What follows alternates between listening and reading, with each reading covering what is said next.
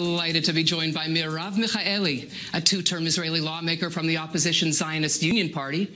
She's a former journalist and activist who's become increasingly influential on a spectrum of security-related issues through her activities on behalf of the Knesset's Foreign Affairs and Defense Committee.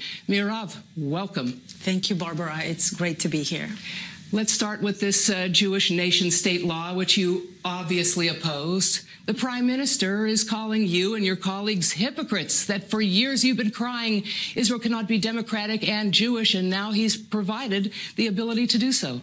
See, you went right to the point. It's right about what the Prime Minister says. It's not, it is a horrible law, and we do oppose it. But the thing for Netanyahu is that it's yet just another tool he created to leverage his campaign that goes back to 1993, when he incited against Yitzhak Rabin by saying Netanyahu is good for the Jews and the left is good for the Arabs, and it's a zero-sum game. That's what he's been trying to reinforce now with this nation law. It's amazing to realize how mere life and legislation and things that are so profoundly dramatic are to him just a tool in his own campaign.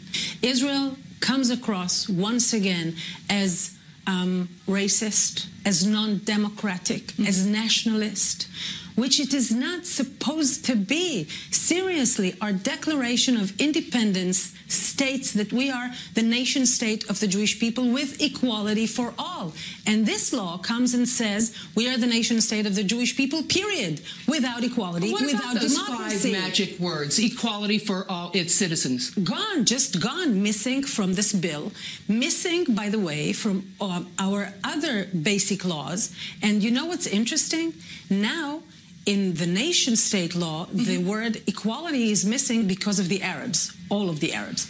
But do you know why it's missing from the basic law of men's dignitary respect, honor, and freedom? It's missing from there because the Orthodox, the Jewish Orthodox in Israel wouldn't have equality because of women. So when we are talking about the lack of equality in Israel, we are first and foremost talking about lack of equality for women, for LGBT, and for Arabs. Even though the Prime Minister likes to flag Israel as being so enlightened and so friendly to the LGBT community. Israel is, but only thanks to Supreme Court rulings. This Supreme Court that Netanyahu and his partners are trying to crash and are trying to weaken because they are giving too many human rights.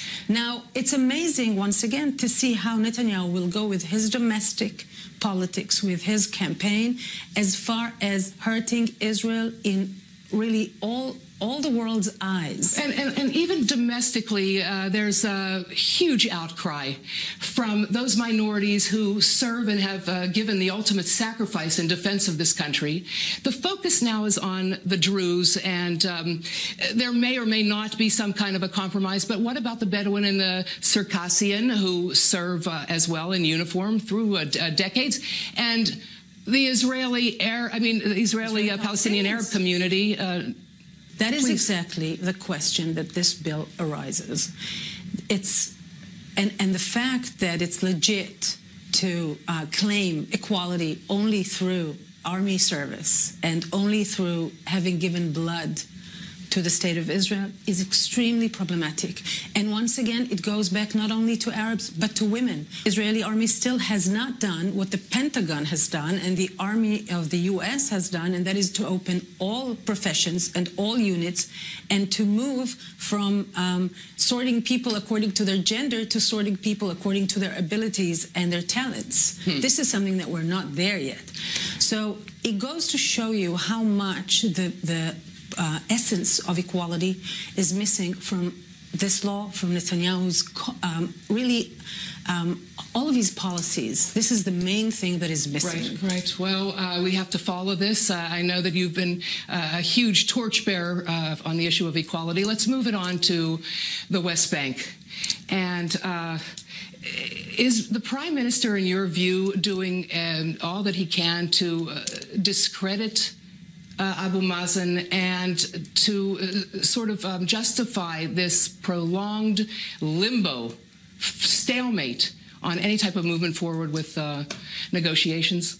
Well, he's been doing it for so long that he doesn't really need to do this anymore. I think by now both Netanyahu and Abu Mazen are entrenched so deeply that there's really, you need no further effort to prevent anything from happening.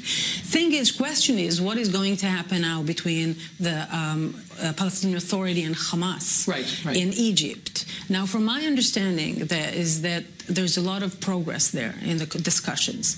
If really there is a genuine reconciliation, towards reconciliation between the two parts of the Palestinian people today, or Gaza and the West Bank, this can create a big difference that will force Netanyahu to either actually do something or find new ways to refrain from doing something. And you do believe that there's significant progress, because we've also been waiting around for that Godot for No, I don't many believe. years. I do not believe that there is progress. I hear that there is progress. Okay. I cannot, testify for myself. I haven't been in the talks, unfortunately, but I hear that there is progress there.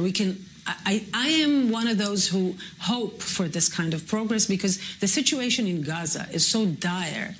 And as much as I think that Israel has some responsibility to try and make it better and take actual steps to make it better and more secure for Israel by doing that, yet it's not only Israel's responsibility. One needs to acknowledge that. There's another side. And what about the responsible adult in this whole issue? It is indeed Egypt trying and not giving up? Yes, I think by far Sisi is the most mature adult in the area these days. Now, with all these actions and counteractions, it doesn't take much to ignite an unwanted war on both sides.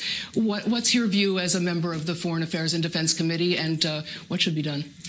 Listen, I heard yesterday that the Defense Minister Lieberman has announced that he's once again closing the Kerem Shalom checkpoint for fuels and gas, etc. And I was asking myself, why is he doing it? We just reached an understanding with Hamas after the last little round that there is going to be more civil activity going on in return for the quiet. Now, the quiet has been generally kept. Yes, there has been one or two balloons of fire balloons, which and is kites. Each and every one of them is terrible. Don't get me wrong on that. But is that a reason to once again escalate the situation in Gaza? Unfortunately, I'm very much afraid that once again Lieberman, as Netanyahu, in this competition of who is harder on Arabs, is doing something that is not in the interest of Israel's security. And I really am afraid that nobody's going to be, as you said, responsible enough. So they'll risk a war. Yes. Let's end on U.S.-Israel strategic cooperation, which is fortified all the time. Yet, what about that traditional bipartisan support for Israel? Has it eroded, in your view, in the age of Trump, Netanyahu? First and foremost, you know that even Obama, even Netanyahu, even in the Trump administration era, Barak Ravid, the correspondent from Channel 10, has brought an information that the government that the administration turned to Netanyahu with reservation about the nation-state law. So even this very, very strong connection between Trump and Netanyahu did not go. The nation-state law did not go unnoticed and not unreserved. Now, what you said, the bipartisan support for Israel has been eroding for a long, long, long time already. And the situation in the Democratic Party today, as far as Israel goes, is really bad for Israel. I am very worried about that. Now, I know that Netanyahu is not unaware of that, but he's not willing to do anything in order to make it better.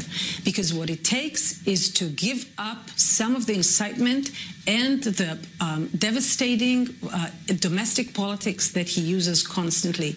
Unfortunately, he's not willing to stop that. On that troubling note, Mirav Michaeli.